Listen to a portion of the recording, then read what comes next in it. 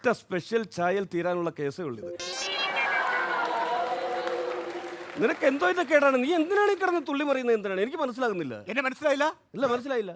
ഞാൻ പ്രശസ്ത band singer ജിംബ്രൂട്ടൻ. എന്താ പേര്? ജിംബ്രൂട്ടൻ. എന്ത് സിംഗറാണ്? Band singer. Band singer. ഓ, മനസ്സിലായി. ഈ അലറി വിളിച്ച് പാട്ട് പാടുന്ന ടീമല്ലേ? ഞങ്ങളുടെ ബാൻഡ് ഒരിക്കലും അലറി വിളിച്ച് പാടാറില്ല. പിന്നെ എങ്ങനെയാണ് പാടുന്നത്? ഞങ്ങളെല്ലാം സുഖിപ്പിച്ചേ പാടാറ്. ഓ, സുഖിപ്പിച്ച് പാടുന്ന ആൾക്കാരാണ്.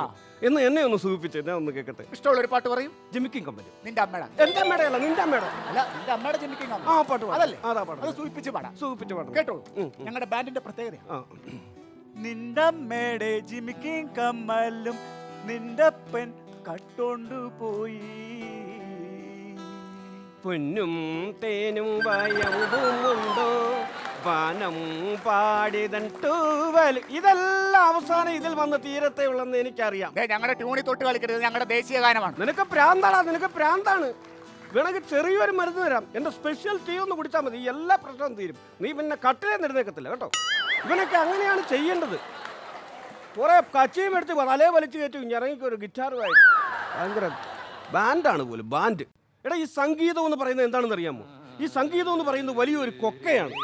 ഈ കൊക്കയിൽ വീണ സംഗീതജ്ഞനാണ് യേശുദാസ്, എസ് ജാനകി, ചിത്ര, എം ജി ശ്രീകുമാർ. ഇവരൊക്കെ വലിയ ഗായകർ. മനസ്സിലായോ? ആണോ? ആ. അവരെങ്ങനെയാ കച്ചേട്ട കൊക്കയിൽ വീണത്? കൊക്കയിൽ വീണ ഇന്നലെ സംഗീത കോളേജിൽ നിന്നൊരു ടൂർ പോയി. അങ്ങനെ ബ്രേക്ക് പൊട്ടി വണ്ടിയുടെ അങ്ങനെ കൊക്കയിൽ വീണു. വണ്ടി കൊക്കയിൽ വീണു? ആ. അല്ല, ആരായിരുന്നു ആ വണ്ടി ഓടിച്ച ഡ്രൈവർ? വണ്ടി ഓടിച്ച ആരാന്നോ? ചെമ്പൈ വൈദ്യനാഥ ഭാഗവതർ. എടാ, നിന്റെ തല പിടിച്ചേട്ടോ.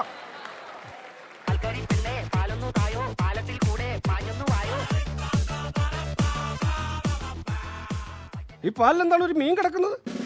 ദൈവമേ, അച്ഛനോട് കിണറ്റിന്ന് വെള്ളം എടുക്കാൻ പറഞ്ഞിട്ട് തോട്ടിന്നാണോ വെള്ളം എടുത്തത്?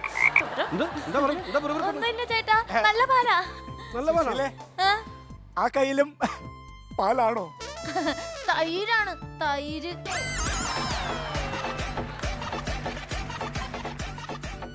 ഊണുണ്ടോ? ഊണുണ്ട്. എത്ര രൂപ ഊണിന്? ഊണിന് 50 രൂപ. ഈ രണ്ടാമത് ചോറ് മേടിച്ച കാശ് തന്നോ? രണ്ടാമതായാലും മൂന്നാമതായാലും പൈസ തരണ്ട. വേണ്ട. അപ്പൊ ഒരു പണി, എനിക്കിപ്പോ രണ്ടാമത്തെ ചോറും എടുക്ക്, മൂന്നാമത്തെ ചോറ് പാഴ്സൽ ഇറങ്ങണം. അവൻ രണ്ടാമത്തെ ചോറിനകത്ത് ഉണ്ടാക്കാനിരിക്കുന്നു. നിന്റെ അമ്മയുടെ. നിന്റെ അമ്മയുടെ.